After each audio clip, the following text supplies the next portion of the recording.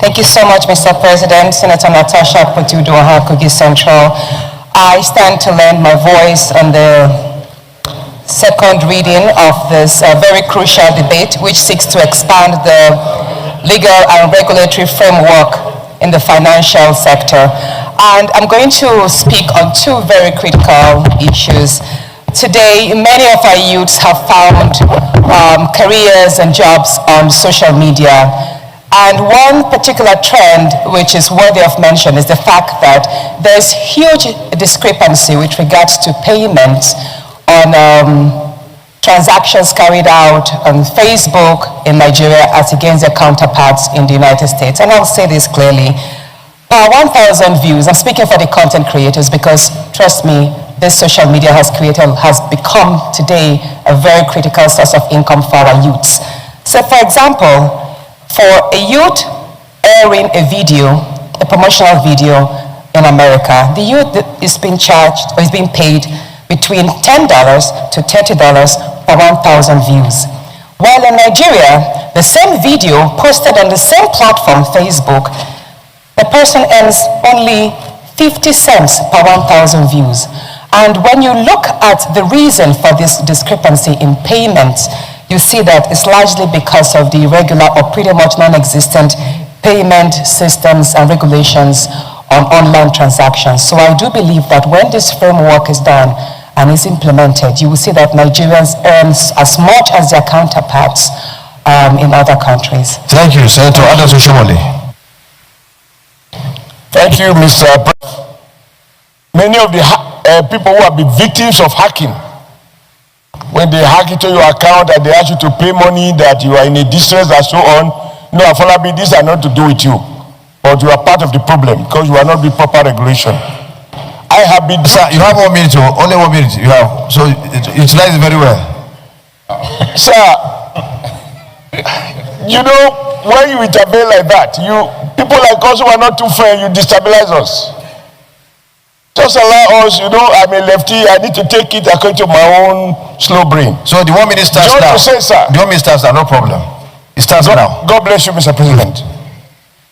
I believe we should all support this bill and even go into details to ensure that all possible loopholes are blocked.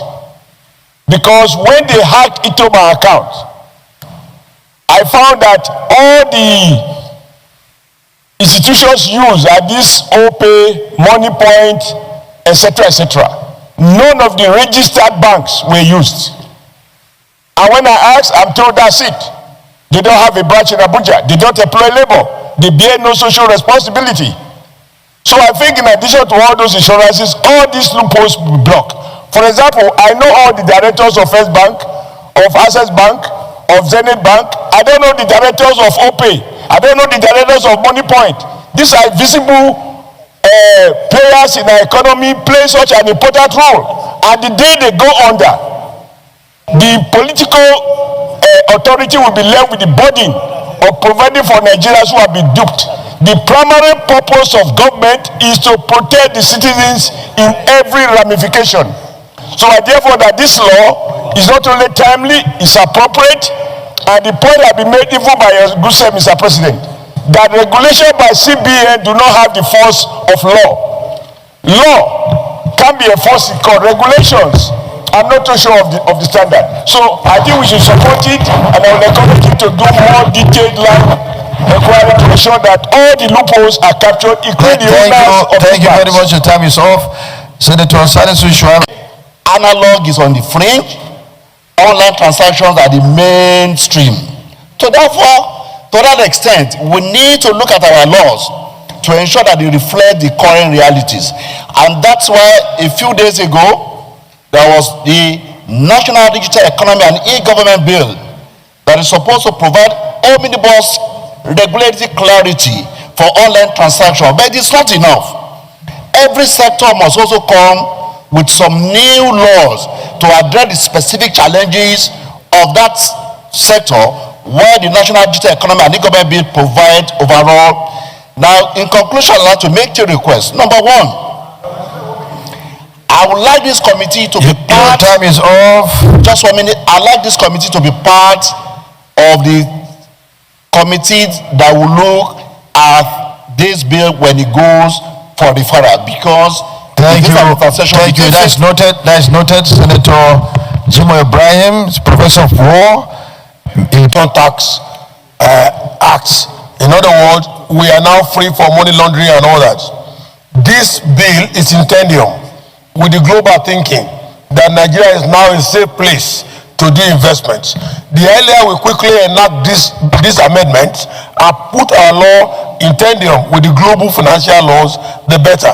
I want to congratulate Mr. President and the President of Nigeria for removing Nigeria's name from Financial Action Task Force, because the problem of that is that it was difficult for us to even send school fees of our children or buy the thing abroad without extreme,